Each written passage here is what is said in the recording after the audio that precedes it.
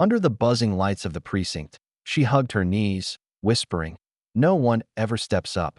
Her eyes flicked to me, a stranger who had only acted on instinct. I didn't know then that stopping in that alley would tie our lives together forever.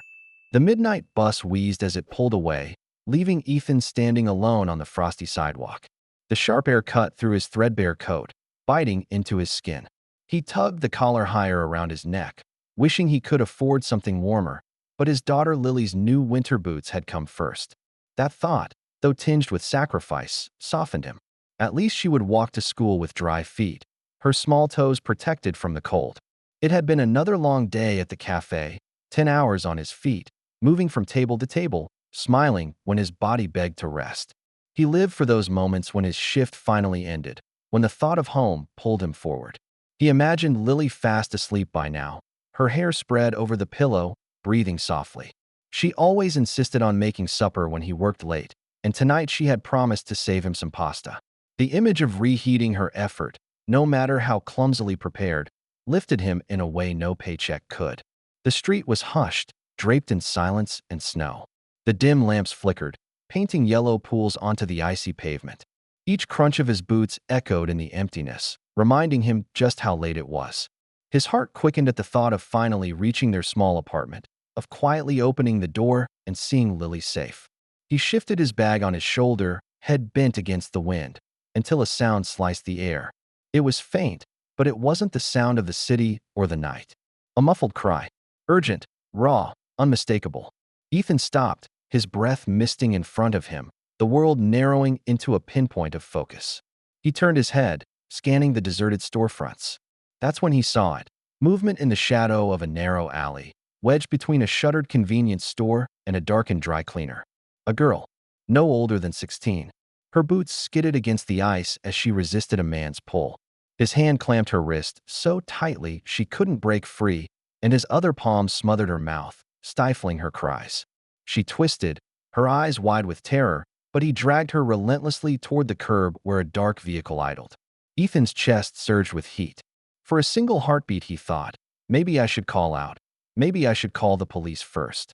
But the thought burned away almost instantly. His mind flashed to Lily. If that were his daughter, if she were the one being dragged into the night, he would want someone to act. He would want someone to run, to fight, to protect without hesitation. His decision wasn't made, it was instinct. He charged. His boots pounded the frozen ground, his voice ringing out across the empty street. Let her go. The man turned just in time to see Ethan's fist driving forward. The punch landed square on the man's chin with a crack that jolted Ethan's knuckles. The assailant staggered back, losing balance on the slick pavement before crashing down hard onto the icy ground. The girl crumpled away from him, sobbing, scrambling backward on her hands. Her breath came in short, panic bursts as she pressed herself against the wall, her knees trembling. "What's your problem?" The man spat, already trying to push himself upright. His voice was rough, furious, but slurred with the daze of the blow. Ethan didn't give him time to recover. He surged forward again, slamming his knee onto the man's chest, pinning him against the frozen pavement. His own breath came in clouds of fog, his pulse pounding in his ears. "Who are you? What were you doing to her?" The man squirmed, muttering curses, trying to twist free. His resistance only ignited Ethan's fury. He leaned harder, glaring down into the man's face. "You thought no one would act, didn't you? Not tonight. Not with me." The girl whimpered from the corner, hugging her arms around herself. Ethan glanced at her for the briefest moment, catching the terror in her eyes. That was enough to steel him further. Then, faint at first but unmistakable, the distant wail of sirens sliced through the night. Red and blue light flickered faintly in the distance, growing brighter. Someone nearby must have called 911. Relief mixed with adrenaline, but Ethan didn't loosen his hold. Not until uniformed officers rushed in, pulling him back, separating the three of them. The girl collapsed into herself, rocking slightly, whispering broken words through her tears. The man barked his outrage as he was shoved into cuffs, his face twisted with fury. Ethan stood, hands raised, his body trembling with the force of what had just happened. His voice cracked, spilling the truth before anyone asked. She was screaming. He was pulling her. I did what anyone would do. The night had turned on him in an instant. He had left the cafe thinking only of home and his daughter, but now he stood in the freezing street, breath unsteady, heart pounding, knowing nothing would be the same. The fluorescent lights of the precinct hummed faintly overhead, casting a pale glow on the scuffed tile floor. Ethan sat on a hard bench, his hands clasped together so tightly his knuckles had gone white. His coat was still damp from the snow, the chill clinging to him even here inside.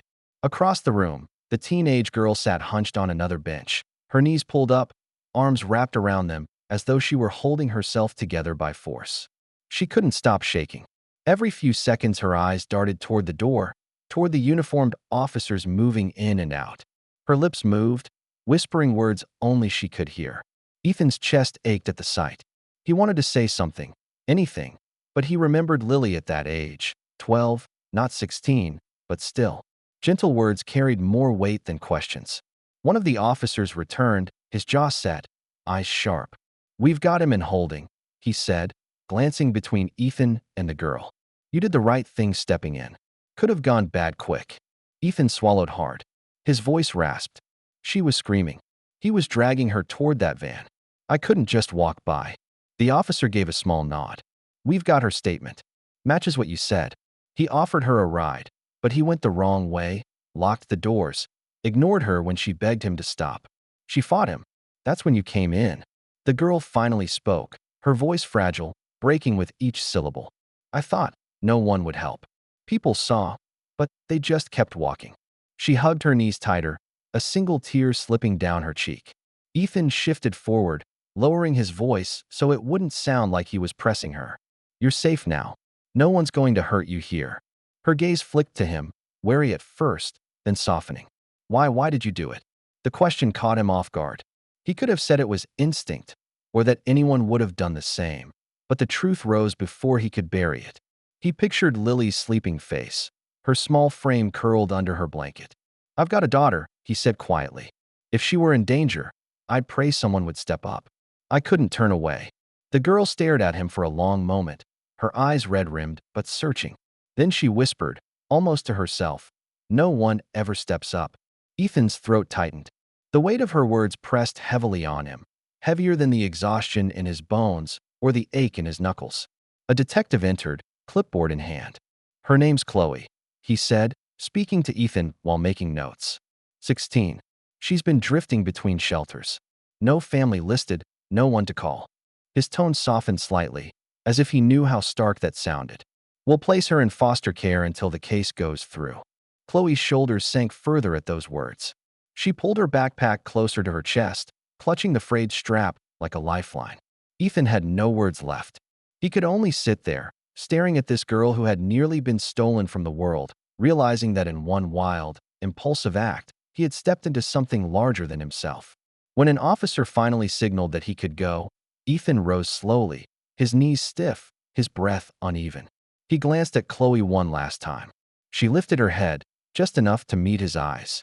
For a second, the shaking stilled. "Thank you," she whispered. Ethan gave a small nod, the kind a father gives when words don't feel strong enough. Then he stepped out into the night.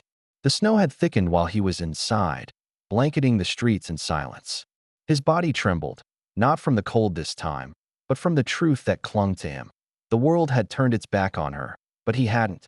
And he knew, even as he walked toward home, that something in him had shifted forever. 3 days passed, but the night's cold never seemed to leave Ethan's bones. He moved through his shifts like a man walking underwater, present, functional, yet dulled by a tug he couldn't ignore. The clang of cups, the hiss of the steamer, the murmur of customers, everything reminded him how fast people hurry past one another. When the cafe quieted near closing, he rinsed the same mug twice, staring into the swirl of soapy water as if an answer might surface there. On his way out, the wind cut hard. He stood on the sidewalk and drew a breath that felt like a decision forming. He scrolled to the precinct number he'd saved the night of the incident and pressed call. "Officer," he said when the line clicked alive. His voice surprised him, polite, steady, but wound tight. "I'm the guy from the other night. The one who stepped in." A pause. "The girl? Chloe. What happened to her?" Paper rustled on the other end, then the familiar, even tone. "She was placed in a temporary foster home. She's not coping well, pretty frightened." She doesn't trust easily. The officer's voice softened as if lowering it might cause less harm. But when she talks about you, her tone changes. Says you made her feel safe. Ethan closed his eyes. He pictured Lily asleep, her small palm open on the blanket, the living room lamp he always left on low, the plate of pasta she'd saved him that first night. Safety. He knew what that word meant when it was there and when it wasn't. Thank you, he said. After the call ended, he stayed where he was, phone cooling in his hand, the sky the color of steel. That night he looked around their apartment with the practical eyes he'd learned as a widowed father. The kitchen was small but warm. The living room, tidy in the way that comes from routine rather than perfection. Down the hall, Lily's room held the bunk bed he'd assembled months ago when she'd asked for a top for future sleepovers. The top bunk sat made and unused, fresh sheet, neatly folded blanket, a spare pillow that had never learned a name. He stood in the doorway, one hand on the ladder, and felt a quiet question rise. Could this be hers? Then, without drama, he recognized what he'd already decided. The next day was a blur of forms and signatures, a stack of lines where his name took on new weight. He didn't make speeches to anyone, not even to himself. He simply wrote his promise in ink and felt the room tilt toward a future he hadn't planned, yet somehow recognized. When Chloe finally crossed their threshold, she came in sideways, as if the apartment might bite. She kept her backpack strapped across both shoulders, fingers hooked under the frayed strap as if it were a railing. Her steps were quiet, measured. A cupboard door clicked in the kitchen and she flinched, eyes flashing to the sound. The hallway seemed to narrow around her. It's just the hinge, Ethan said gently, keeping his distance in a way that still meant I'm here. That cabinet's been squeaky since forever. She nodded without looking up, the brim of her knit cap shadowing her expression. She didn't take it off. Lily bounded out with a plate held like a trophy. I made cookies, she announced, breathless with the pride of a 12-year-old who wants to host correctly. You can take the top bunk. She pointed, already turning down the hall. If you want. It has the better view of my glow-in-the-dark stars. Chloe blinked, the words stacking in her ears as if they required translation. Really? Yeah, Lily said, as if it were the simplest math. My dad says we share with those in need. Ethan swallowed. The sentence landed with the clean certainty of a bell. He watched Chloe's shoulders loosen a fraction, not in trust, not yet, but in relief at being offered a choice. They reached the doorway to Lily's room. Chloe stepped inside and stood under the ladder, looking up at the neatly made top bunk as if it were a place on a map she wasn't sure she could claim. Ethan stayed in the hall, one palm on the doorframe, careful not to make the space smaller by crowding it. You can leave the door open, he said, voice steady. However you're comfortable. Chloe's eyes flicked to him, fast, evaluating, then back to the bed. She set her backpack on the bottom step of the ladder as though testing whether gravity would accept it here. The room held still for a long heartbeat. In the kitchen, the timer he never used dinged softly, Lily's way of remembering the cookies. Chloe startled again, then caught herself with a small, embarrassed shrug. Ethan pretended not to notice the flinch and noticed everything else instead. The way her hands calmed when Lily pressed the plate into them. The way the smell of warm sugar shortened the distance between the three of them. The way Chloe's gaze kept returning to the open door like a tether. Thank you, she said, barely above a whisper, looking not at the cookie, not at the bed, but at the open space between them all. For not passing me by. Ethan nodded once, an answer shaped like presence rather than talk. We're glad you're here, he said, and meant safe more than welcome. That night he stood in the hall after lights out, listening to the paired rhythms of breathing, a father memorizing the sound of the life he'd chosen to hold. From the top bunk came the timid shift of a new sleeper finding the edge and deciding it would hold. From the bottom bunk came Lily's contented turn, a child satisfied that the world, at least in this room, had done the right thing. Ethan let the door rest open by an inch and went to rinse the cookie sheet, the sink water stuttering warm. The apartment felt fuller and quieter at once, as if a draft had been sealed without anyone seeing how. He dried his hands on a towel and exhaled. He hadn't solved everything. He had not erased fear or erased the past. But he had made one promise the world too often forgets to make. You can stay. The first week passed in fragments, short exchanges, careful movements, silences that weighed more than words. Chloe lived as if every sound might break her, her backpack always near, her shoes tucked where she could grab them quickly. At night, she slept on the top bunk with the light from the hallway left on, her gaze often fixed on the doorframe, as though measuring whether it would stay open. Ethan noticed all of it, but he didn't press. He cooked, he cleaned, he worked his shifts, and when he came home, he tried to move through the apartment without startling her. He remembered how Lily, as a little girl, sometimes woke after bad dreams, staring at the shadows until he sat by her bed. Safety wasn't loud, he had learned. Safety was steady. Lily, unburdened by the hesitations adults carry, cut through the quiet with the ease of a child who believes kindness is a default. She would plop down beside Chloe with a comic book or ask her to help with homework. One evening, Ethan walked past the living room and caught the two of them sitting cross-legged on the rug, heads bent close as Lily explained her science project. Chloe was listening, her lips almost curving, almost. He paused, the sight tugging at something inside him, then moved on so she wouldn't feel watched. Little by little, moments stacked. Chloe began to linger in the kitchen instead of darting back to the bedroom. She leaned against the counter while Ethan stirred sauce or washed dishes, saying nothing but not leaving either. One night, he walked in to find her holding a spatula over a frying pan, flipping a pancake with the awkward care of someone afraid to ruin it. "Ever cooked before?" he asked gently, drying his hands on a towel. Chloe grinned, small but real. "Only at shelters. They always burned." Ethan chuckled, shaking his head. "Then you'll fit right in here. I ruin food all the time." For a beat, she looked at him, eyes clearer than he had seen since that night in the alley. "Thanks for not passing me by." He froze, the words catching him off guard. Gratitude from her carried a weight beyond its sound. He set the towel down and nodded once. "Thanks for trusting me," he said quietly. He meant it more deeply than she could know. Not everyone saw it that way. Within days, whispers reached him. A neighbor on the stairwell gave a too long glance. Another, passing in the hall, remarked with forced casualness, taking in a teenager, "Huh? That's unusual for a single man." Ethan heard the suspicion wrapped in politeness. He kept his tone even. She needed a safe place. That's all. But later, alone in his apartment, the words lingered. He leaned on the counter, staring at the chipped edge of the laminate, fighting the instinct to defend himself against people who weren't asking questions out loud. He thought of his wife, gone these 2 years, and what she would have said. He imagined her steady eyes reminding him, "You don't answer to gossip. You answer to what's right." So he stood firm. He walked Lily to school, signed Chloe's forms, cooked dinners with her hovering nearby.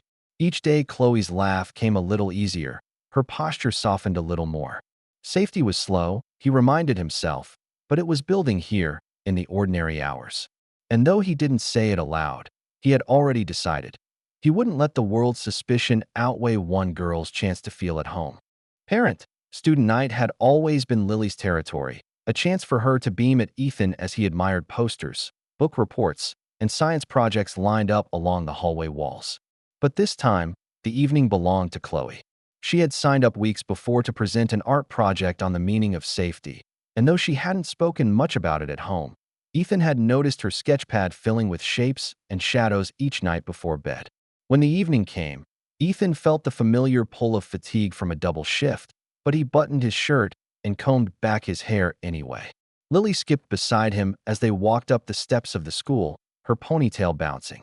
She was practically humming with excitement, proud in the way only a little sister could be when she got to cheer someone on. Inside, the halls buzzed with parents in winter coats, teachers greeting them with warm smiles, and students shuffling nervously with their projects clutched to their chests. Ethan spotted Chloe near the classroom door, clutching her folder against her ribs. She wore the expression of someone bracing for impact, shoulders tight, chin tucked, eyes darting like she was measuring escape routes. Ethan touched Lily's shoulder and nodded toward her. "Let's go." When Chloe saw them, something flickered across her face. Relief, maybe disbelief. "You came," she whispered. "Of course we came," Ethan said simply. He kept his tone steady, like stating a fact of nature. "No one does this alone." The classroom smelled faintly of chalk and construction paper. Student projects lined the walls, painted collages, stories written in crayon, dioramas of cardboard houses. The teacher introduced Chloe, and she walked to the front, her hands trembling as she pinned her drawing to the board.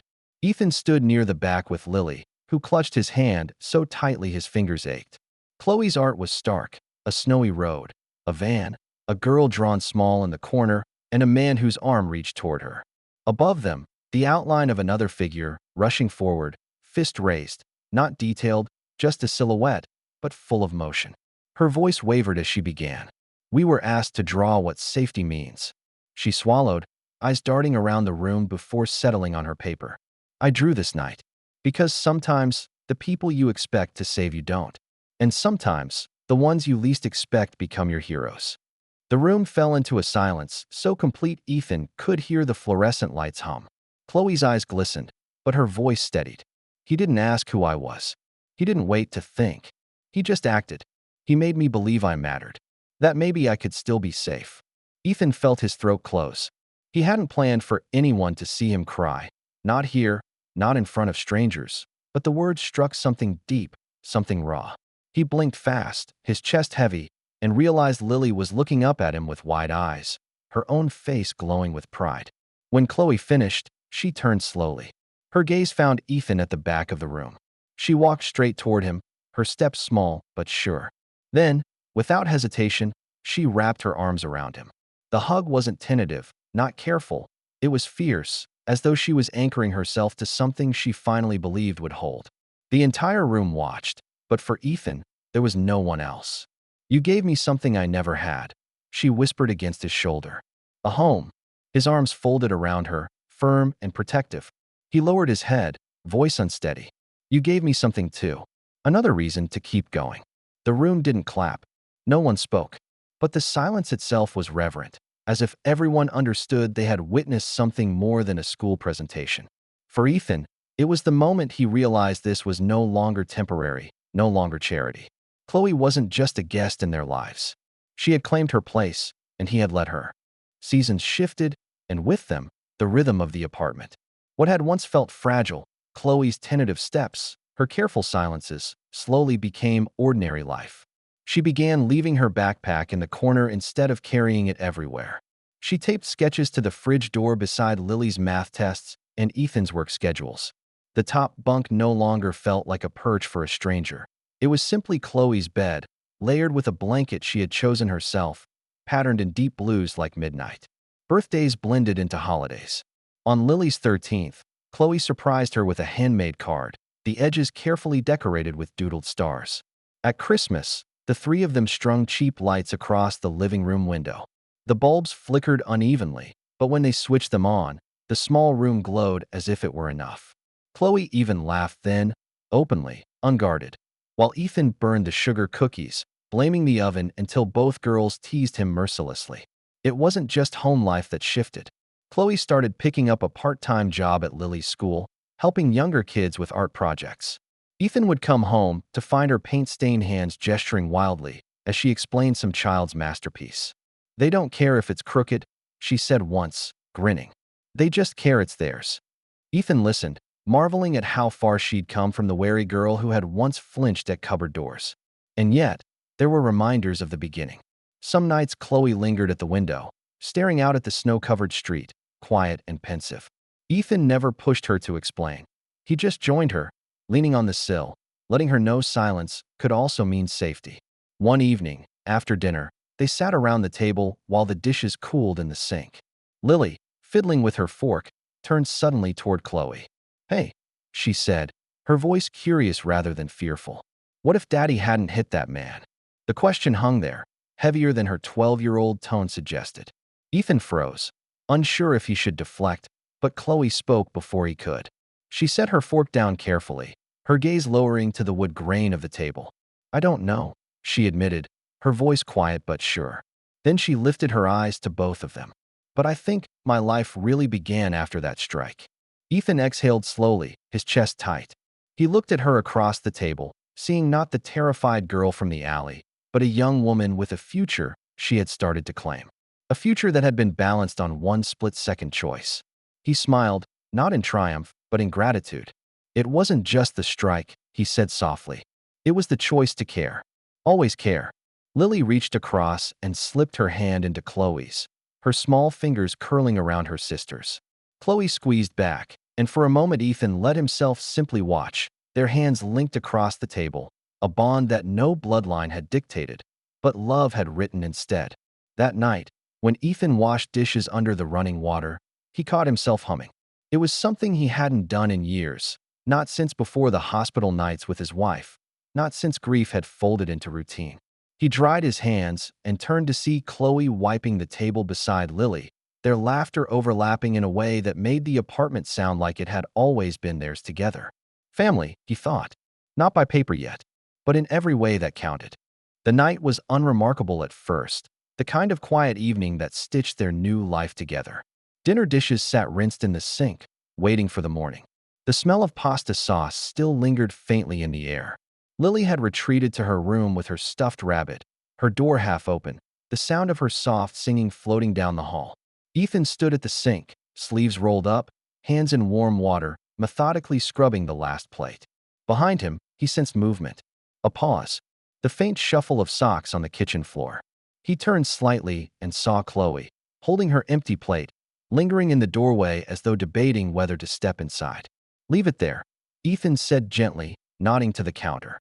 "I'll get it." But she didn't set it down. She clutched it tighter, her knuckles pale. For a long moment she just stood, searching his face with eyes that carried more weight than her 16 years should have had to bear. Finally, in a voice so soft it might have been lost under the hum of the refrigerator, she said, "Dad." The word froze him. His hands stilled in the water, soap bubbles sliding slowly down his wrists. He turned fully, staring at her. The plate trembled slightly in her hands. What did you say?" he asked, not with disbelief, but with a caution that came from knowing how fragile trust could be. Chloe's throat worked as she swallowed. Her voice cracked, but she pressed on. "I never thought I'd say that word and mean it. But you're the one I feel safe with. The one who stayed. The one who fought for me when no one else would." Ethan's chest constricted. For 2 years he had lived with the silence of loss, his identity anchored only in being Lily's father. To hear the word now, spoken from Chloe's lips, felt like a second life blooming where he hadn't expected it. He wiped his wet hands quickly on a towel and opened his arms. Chloe hesitated for only a heartbeat before stepping forward, burying herself against him. He wrapped his arms around her, holding her with a strength that spoke what words could not. No explanations. No promises. Just presence. From the hallway, Lily appeared, clutching her stuffed rabbit, her face sleepy but bright. "Family hug," she declared, patting toward them. Without hesitation, the three of them folded together in the small kitchen, arms crossing, bodies leaning, the weight of the world softened by their closeness. The moment held no grand declarations, no audience, only the truth that love does not need blood to bind. It needs courage and kindness and the choice to stay. Ethan closed his eyes as he held both girls. The night was quiet, the future uncertain, but in that silence he knew family wasn't something he had lost. It was something he had built, piece by piece, until it stood here in his arms.